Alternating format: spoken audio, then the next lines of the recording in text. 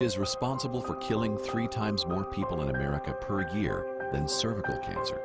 The 5-year survival rate is only 50%, accounting for 8,000 deaths each year, and it is the 6th most common diagnosed form of cancer in the United States.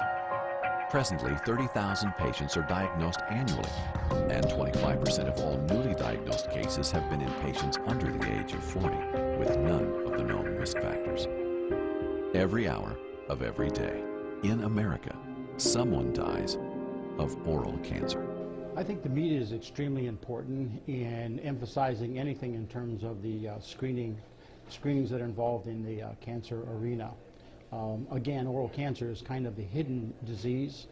President Nixon back in the 70s had a war on cancer, and we're winning the war on cancer. Every cancer survival rate has increased, with the exception of oral cancer. Oral cancer is one of the few cancers for which the survival rate has not improved in the last 50 years.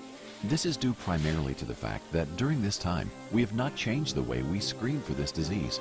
And as with any form of cancer, the key to survivability is in early detection. After an informed public that is knowledgeable about the risk factors for oral cancer, the dental community is the first line of defense in early detection of the disease. I think dentists are the first line of defense against oral cancer.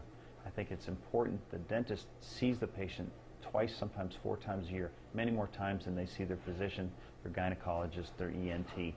I think that nationwide, why dentists don't use this technology is, number one, it's just a new technology. A lot of dentists aren't aware of this technology and what it can do for their patients. According to the American Dental Association, one of the real dangers of this cancer is that in its early stages, it can go unnoticed. It can be painless, and little in the way of physical changes may be obvious. The fact is, the average person routinely has conditions existing in their mouths that mimic the appearance of precancerous changes and very early cancers of soft tissues. However, recent breakthroughs in diagnostic technologies such as Velscope are providing dentists the ability to detect this deadly form of cancer in its earliest stages. The way the Velscope works, it's a blue light that is shined into a patient's mouth that then reflects off the patient's tissue.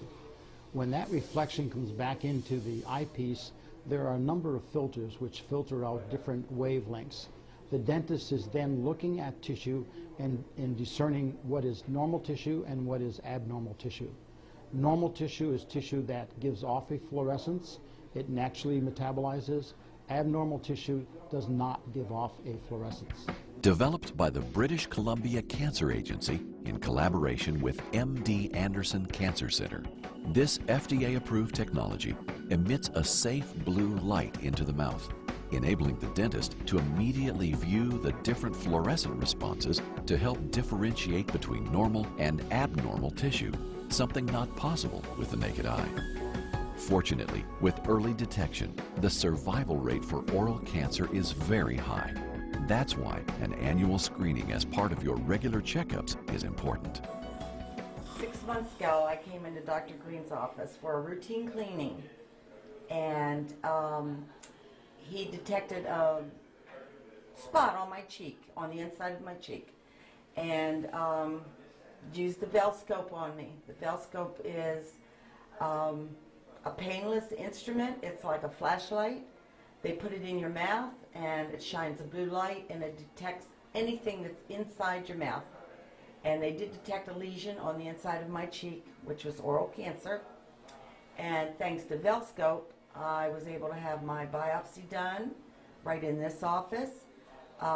It was painless, and the Velscope is painless. It's just like a flashlight. I do believe that every dentist's office should be equipped with this. The technology is unbelievable. It's just unbelievable. It saved my life.